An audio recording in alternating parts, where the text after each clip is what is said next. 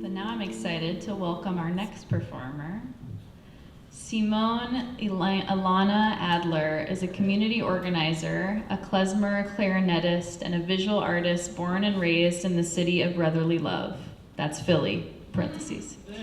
When Simone found queer and radical Jewish community, they began to deepen both their love of Ashkenazic Yiddish culture, especially that directly shared with them from their bubby, as well as their commitment to queering and co-creating Jewish community rooted in justice and collective liberation in the political moments we live in. Simone loves to daven on Shabbos, so hit them up for Ma'ariv and Kabbalat Shabbat, and check out their band, Shpilkus. Please give it up for Simone. I'm just going to dive into my little shtick here.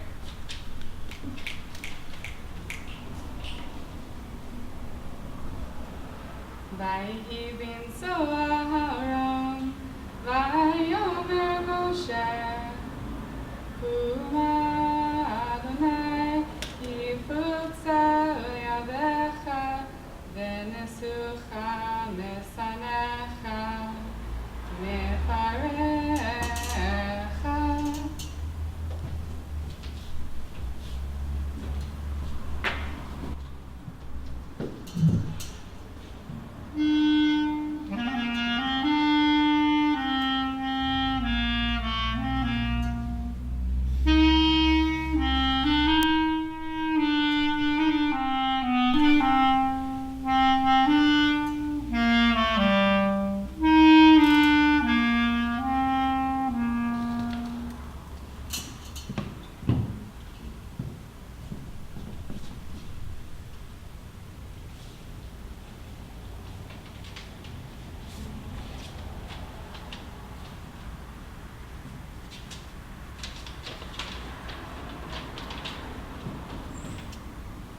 Dear Simcha, I was given this Hebrew name. They didn't know it appealed to my gender fluidity, just that I'm joyous. But it is as Simcha that I was called to this holy Aron, this ark, to reveal the holy Torah inside of it. I was called as a Jew because I wanted to connect to my lineage. It was a choice because of where I was, because I was excited that we were different. It felt special and meaningful. But I know it was deeper than my child's self-cognitive decision-making or emotional reactions. Where was I called from? First, it was on Lenape and Susquehannock land in Philadelphia at Knesset Israel Reform Congregation. I was 13 and excited about this ceremony. I was even more excited about my dress. My dad's tallit wrapped my shoulders. I think he may have worn it just once 35 years before me. My mom tried to hold back her tears behind her beautiful smile. My aunt opened the ark. I was proud. But before me, there were others. There were generations of others, ancestors of lands that I've never been to, relatives I've never met, Gertrude, Carl, Sylvia, Mary Rose, Michael, James, Morris, Matilda, and Albert. But before them, there was a debate in the Talmud, the Palestinian Talmud, Rabbi Yehoshua and Rabbi Yitzhak and Rabbi Natan, and Yehoshua's nephew, Hananiah, who was in Babylon, in Diaspora. He was delivered a message about the ways of the Jews in Jerusalem, but he had ways of being Jewish, and he wasn't there. He was in Nahar Pakod in Mesopotamia, probably modern-day Iraq. He was told, "For from Zion will go out the Torah, and the word of Hashem from Jerusalem." But Hananiah said, "For from Babylon will go out the Torah, and the word of Hashem from Nahar Pakod." So where are we called from? Is not the Torah living from wherever we are, wherever we choose to be, wherever we had no choice in being? From Diaspora we will go out the Torah and the word of Hashem from the land my feet are touching, the air I breathe. Is it not our sacred relationship to the source of life that calls us, regardless of place? So where am I called from? There were once my relatives in Belarus, maybe Minsk. I heard there was a town called Adler. Before the pogroms, before they fled, there was another way to be called to what is holy. It came through song. It came through Belarusian culture. I might never know that place, but it was in their kishkas, and now it's in mine.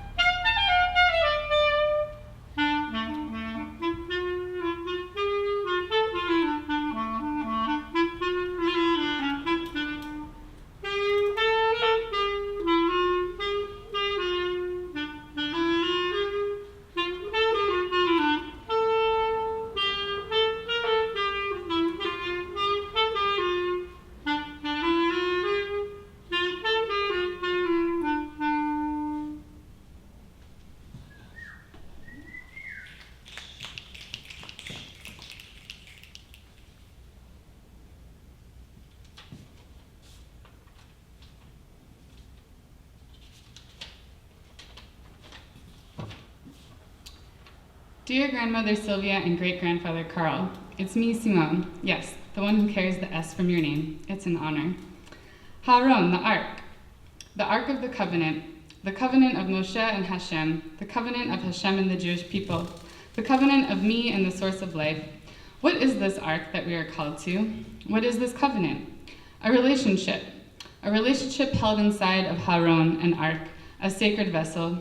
It's truly unbreakable, this vessel, because I am of it, and even when I am no longer in this body, it's still there, in the realm of the stars, or maybe in the compost of the earth. A relationship where I am fully me, queer and quirky, loud and sensitive, in the clouds and in the community. A vessel that doesn't mean a box that I must check off, a vessel that has no boundaries. A relationship with the holy unknown of the realm beyond the cosmos, because there was no knowing, and there didn't need to be when the spark of life turned into itself. There was just relationship. What would you, Grandmother Sylvia and Great-Grandfather Carl, may your memories be for blessings, say about this sacred vessel that lives in my bones? I've never met you, but I have your stories and your pain.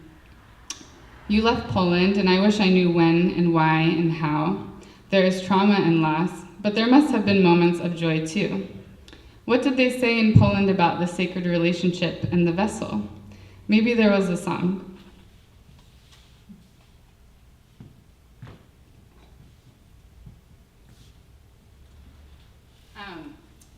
After I play this a couple times, I really encourage guided eyeing along and talking and whatever.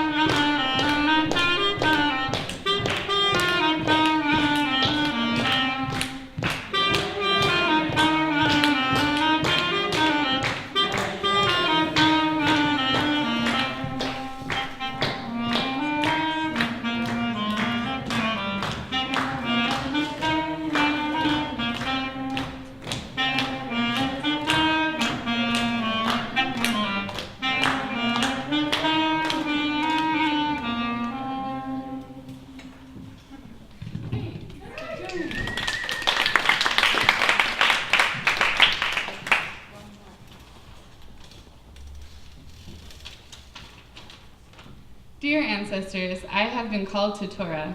From here, from Duwamish land, Seattle. Yeah, me too. I never thought you'd have your future generations living here either. I've been transient too. I've moved homes. I've felt the ground shake. I've felt the loss and the unknown. I felt the hopelessness and the fear. I'm sure it is nothing at all like what you experienced. I have so much more privilege, but the transient spaces are teachings, and your experiences are teachings that I can learn from, and that is my Torah. Ancestors of great-grandmother Fanny, you left Belarus for Constantinople before it was Istanbul. It was a place of refuge before you eventually crossed the Atlantic Ocean. What was it to immigrate to many places? What was it like? What was it like to be transient and maintain culture? What did you bring from Belarus to Turkey, from Turkey to America? When I have traveled, I've always carried you.